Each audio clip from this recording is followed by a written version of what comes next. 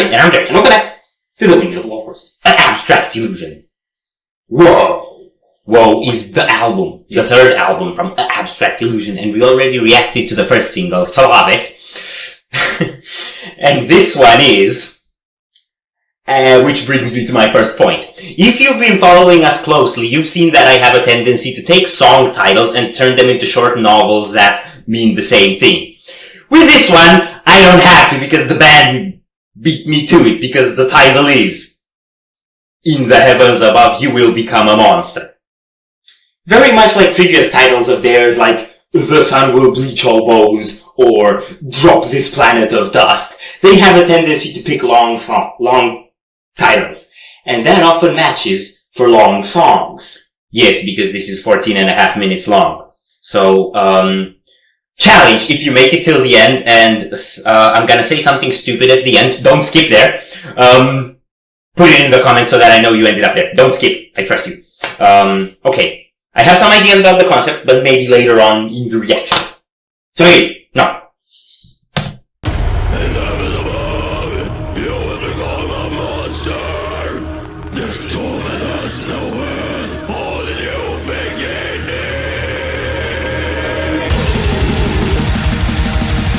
Blackout! Kinda.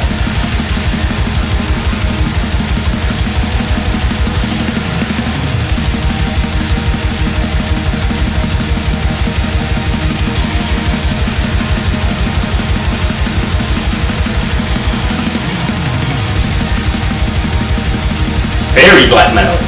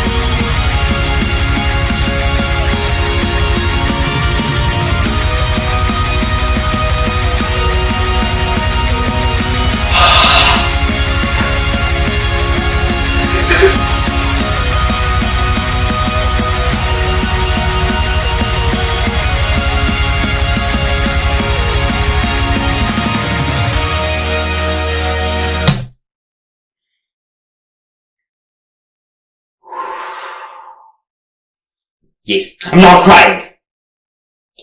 But you will.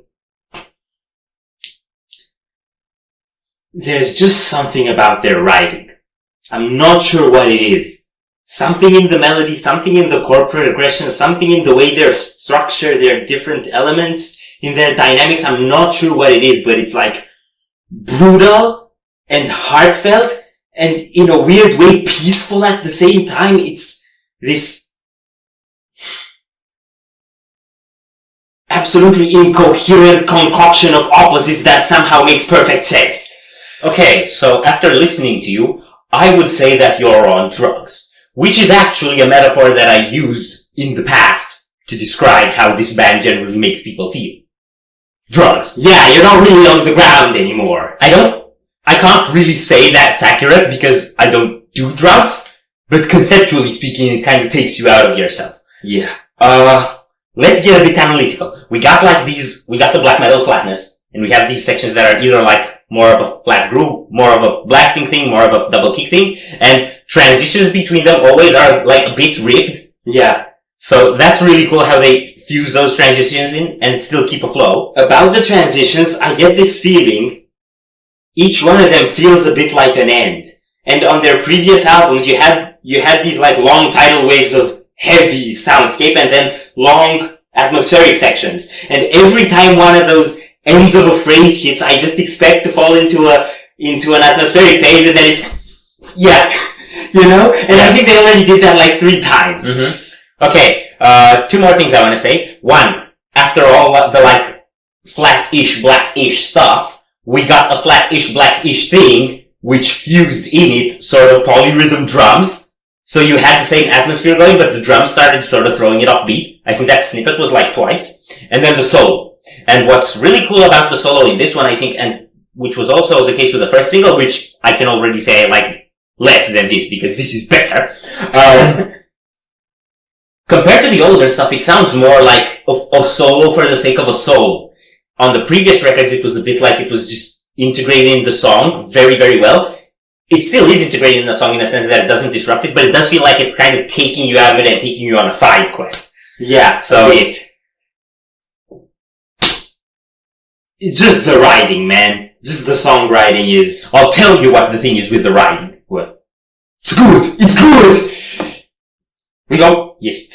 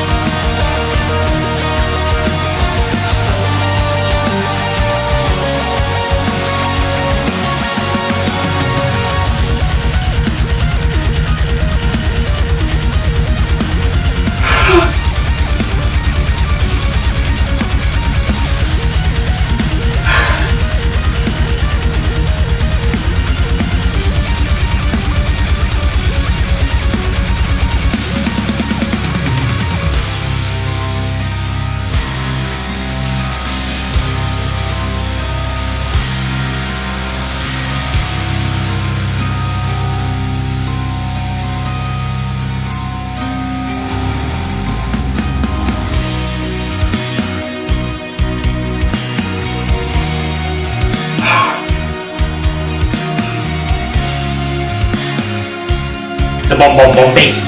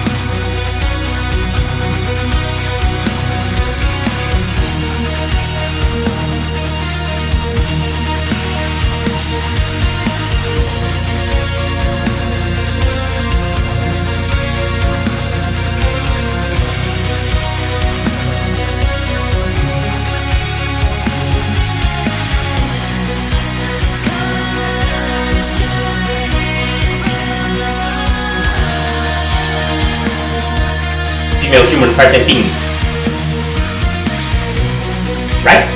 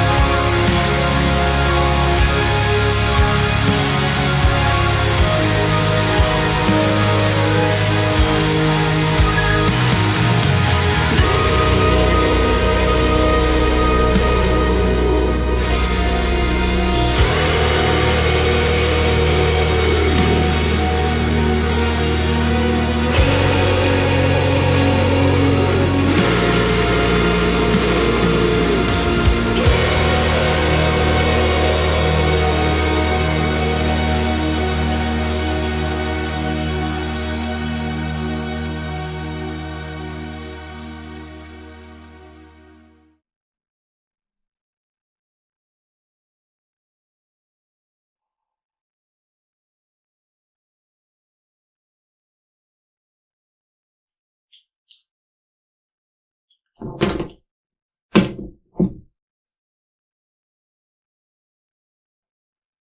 you gonna try or am I gonna try? I'll try. Good luck.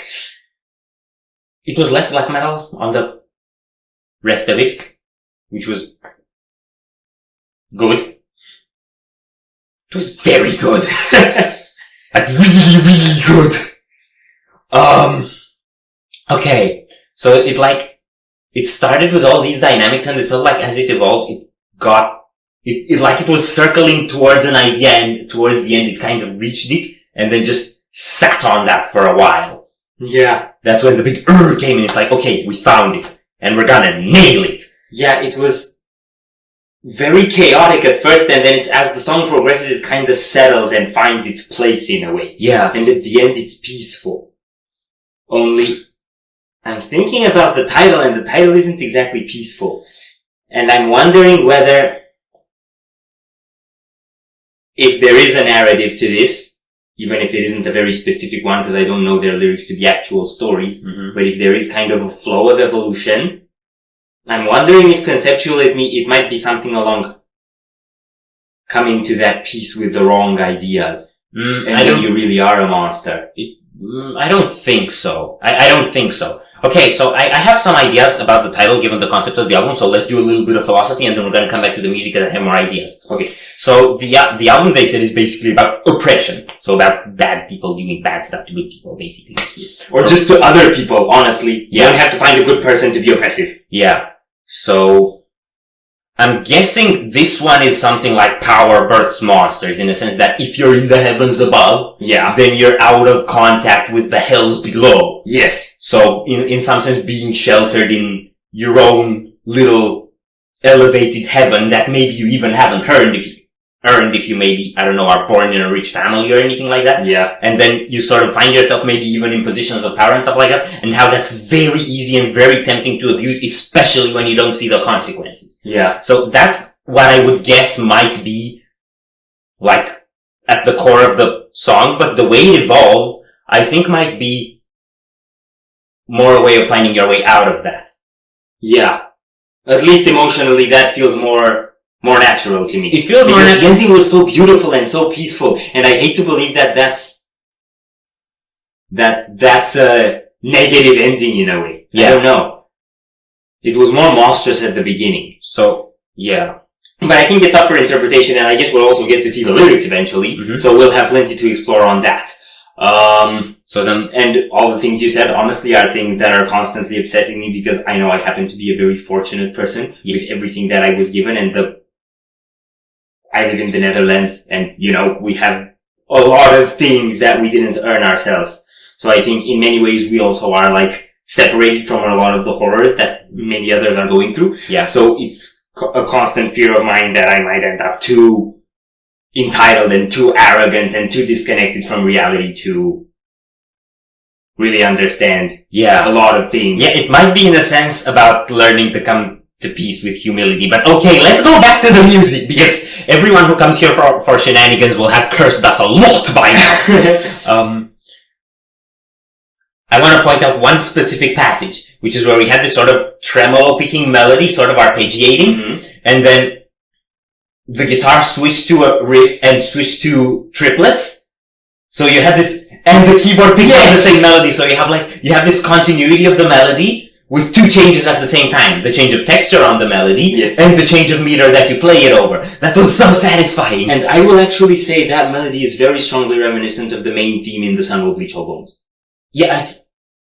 I felt that way too. I did get a lot of recurring sort of elements from older stuff in a sense, because the harmonies that they play with are so unique, you kind of can't create them without recreating them. Yeah. So it definitely harkens back to their old stuff because it is them, and literally no one else can be them. This is one of the most unique sounding bands I've ever heard, and I mean ever, in that pool of bands that have done everything, whenever I listen to something, I can almost always relate it to something else. There is at least some instance of a similarity. No matter how original they are. This band, I can't say it sounds like anything else. Yeah, it's so unique. And another reference to The Sun Will Bleach All Bones that I want to do is the ending, when it cleared out and you had that empty snare. Yeah. That echoing empty snare. That was another flashback to their beginnings. Mm-hmm. But overall, the whole structure of the thing is changed. It's different. And genre-wise, it felt to me like a descent from black metal to doom. The ending, it sounded ethereal, it sounded dreamy, but the pattern on the riffs and on the drums was very much doom metal inspired. Mm-hmm. Doom metal, not Doom the game. Yes. This has nothing to do with Doom the game. Absolutely nothing else. And then the part where it kind of like explodes into the roar must have been the like climax in a way. Yeah, the orgasm moment. Yeah. It's like, it's very good that the music was playing while that happened. Otherwise you would have heard very clearly some very dubious noises. Yes. Okay, so the more we dive into this band, the more we see ourselves in the heavens above. And I think it's dangerous to stay there for too long. So if you might agree with me, it might be time to end this reaction and return to our miserable daily lives that are a lot less miserable than most miserable daily lives. Okay, I have to say just one last thing. I did say at the beginning that I was gonna say a stupid thing that you have to put in the comments. The stupid thing is the following. A stupid thing. So put that in the comments. If you're here and haven't skipped. If you're here and have skipped, put a stupid thing and I skipped. We're done. So if you enjoyed this reaction, we really appreciate the likes and shares. And if you want to see more, don't forget to subscribe with bells. Thank you very much for stopping by. We hope you enjoyed your stay and we'd love to see you back at the Windmill very soon. And now I'm gonna cry.